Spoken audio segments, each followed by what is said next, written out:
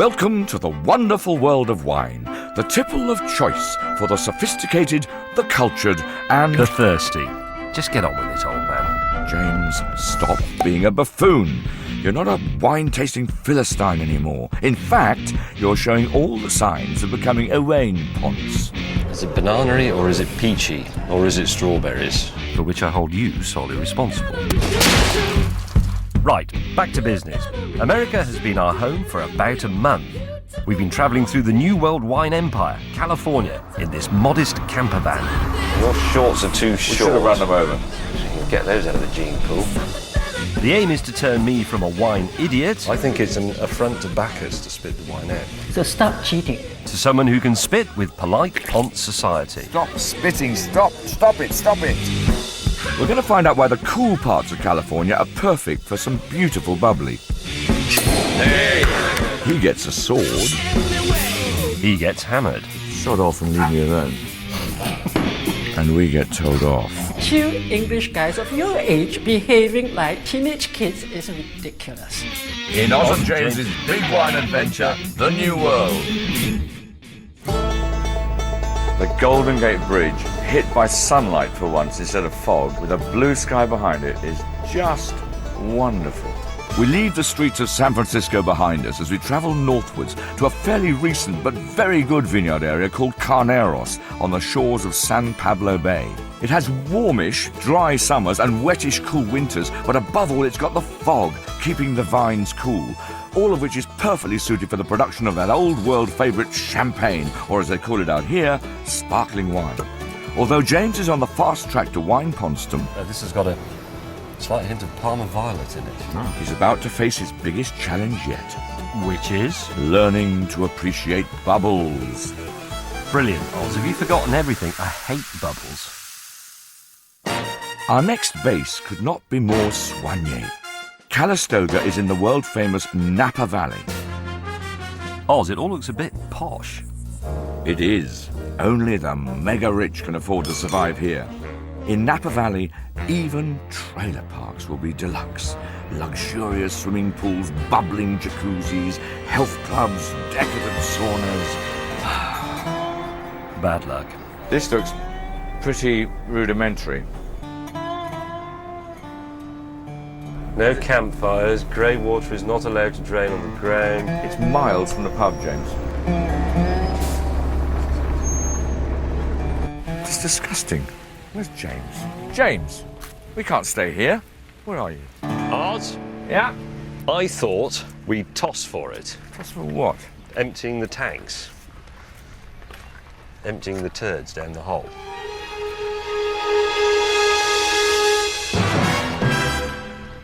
Tails. Tails? Yes. No. God, I feel relieved. You honestly were going to trust me with doing this. You're demented, James. Oh, and that is the daughter Hades. You ready? I pull this, and you will see that sort of flex and writhe like a python as your number twos shoot down into the great big cesspit. Like a serpent. Look at it! Look at it!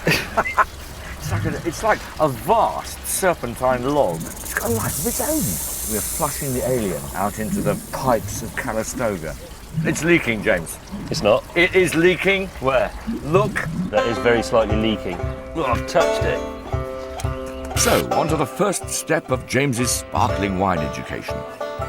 The local supermarket, armed with our wine can, in search of some fizz. Right. What does that bottle of wine say? It says Andre Champagne, California. Absolutely. And what does this bottle of wine say? Roder Estate, 25th anniversary, brut sparkling wine. So which of these is the more expensive? Well, I would guess, on experience, champagne would be more expensive than mere sparkling wine. Thank you very much, James. But you're wrong. Am I? That is a wine fact. What is the wine fact exactly? The wine fact is that although they're not supposed to call their sparkling wine champagne in America, cheaper people still do, but the expensive people don't.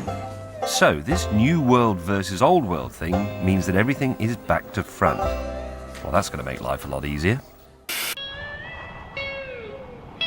Napa Valley is not famous for sparkling wine production, but there are one or two wineries looking to give the old world champagne houses a shake-up. One such winery is Schramsberg, a family-run business born and bred in the US of A. Jack and Jamie Davis built Schramsberg up from nothing, and now their youngest son Hugh is at the helm. I can't tell you how pleased I am to be here today, because I've been wanting to come here for a very long time, way back, long before my wine times when I was an actor. Oh, God, here we go.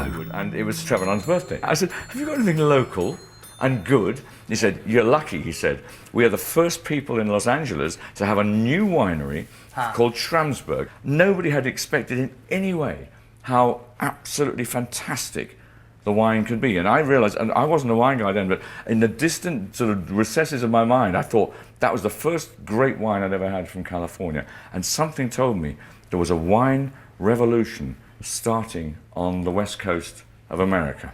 All right, that's enough. Unlike normal wine, the sparkling variety undergoes a second fermentation in the bottle.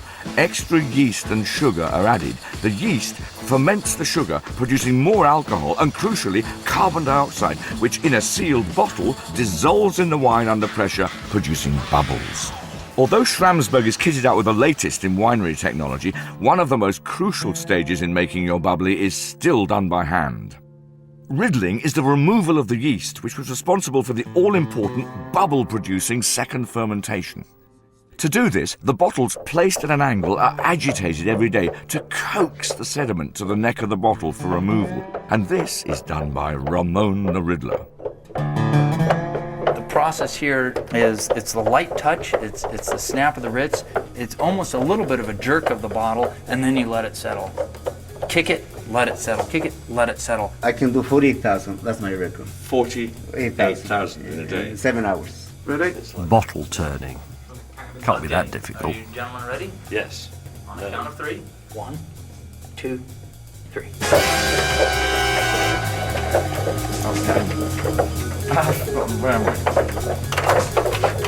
It's like Ramon's well up front.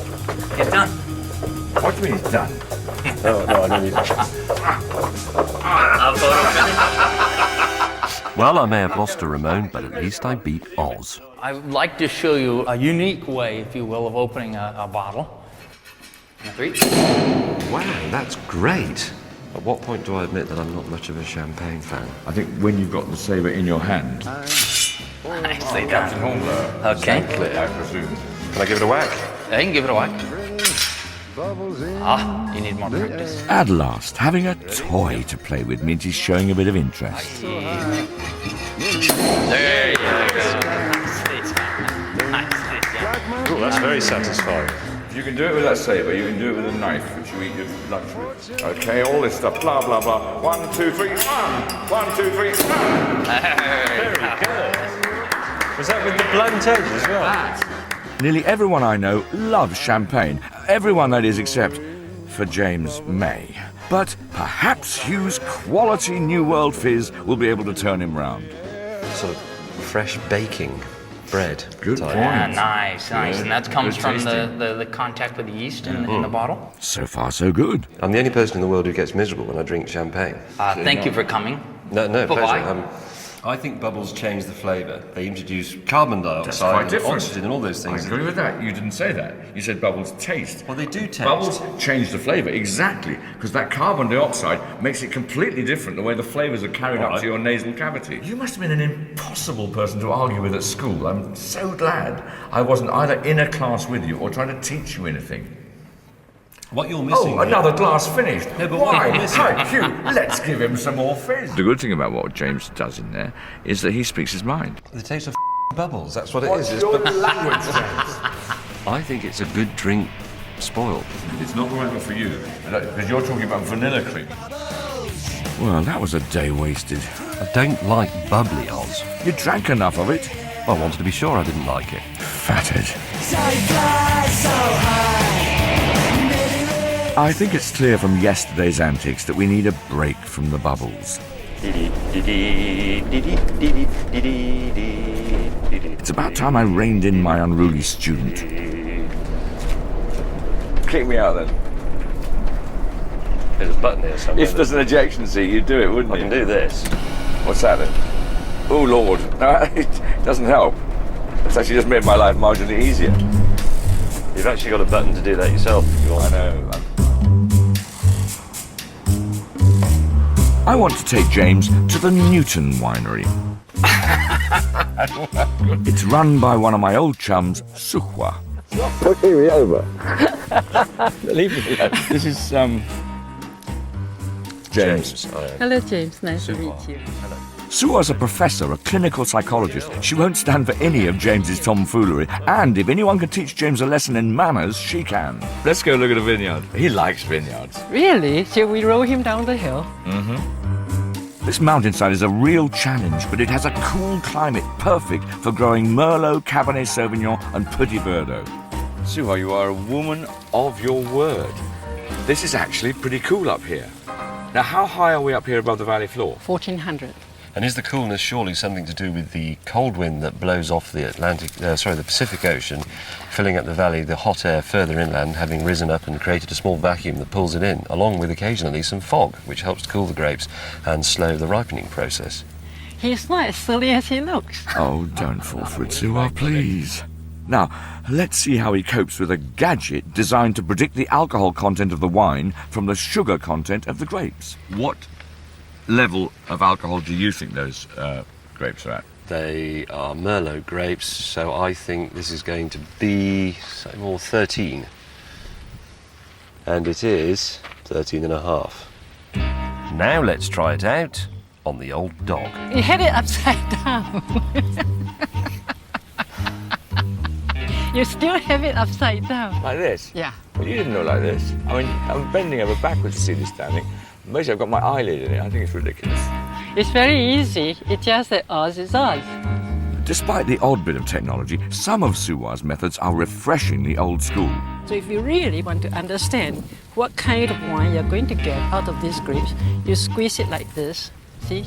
You get rid of all the juice. And then you just have the skin and you chew the skin. Try it. And this way, she knows what the wine will taste like and when to harvest the grapes. Is it Pinot Noir? Well, taste it and you will know what it is. Don't guess. It's a slightly earthy kind of character. Syrah. No. Cold tea. Yes. You're very close because of the tannin. Taste of wood. How could it taste of wood? That does not make sense. And I begin to think you were intelligent. I think you've met your match, Mr. May. Well, hang on, Oz. I haven't had a drink yet. What difference will that make? It'll make me witty and charming. Of course. Silly me. That's the section through a tree. Yes? If you have a tangent cut plank, it's effectively cut that way. There's So no that such thing. I'm sorry. They all come in staves 4 by 4 by meter. Cut from a tree. I don't think we are going to convince this guy. Let's move on. Honestly, you see the trouble I have? Because you're starting to use our wine holiday, no disrespect to you, but as an excuse to look up your old girlfriends from when you were in France 20 years ago. Well, it's all James. We're just trying to actually get it. I mean, there's a reasonable chance to come and see I someone. right? Both of you are 50 like two feet- miserable kids. Let's be serious for 2 minutes. I'm sorry I have to be the professor because at a certain point, two English guys of your age behaving like teenage kids is ridiculous. The planks are cut lengthways. This way, not that way. Yes, but going that way, you can go like that. I'm not sure if this plan is working. He's getting idiotically belligerent. Any woodworker listening to that will know what I was on about. Anyone else will think you're a cretin. Now, in Oz and James's Big Wine Adventure, The New World.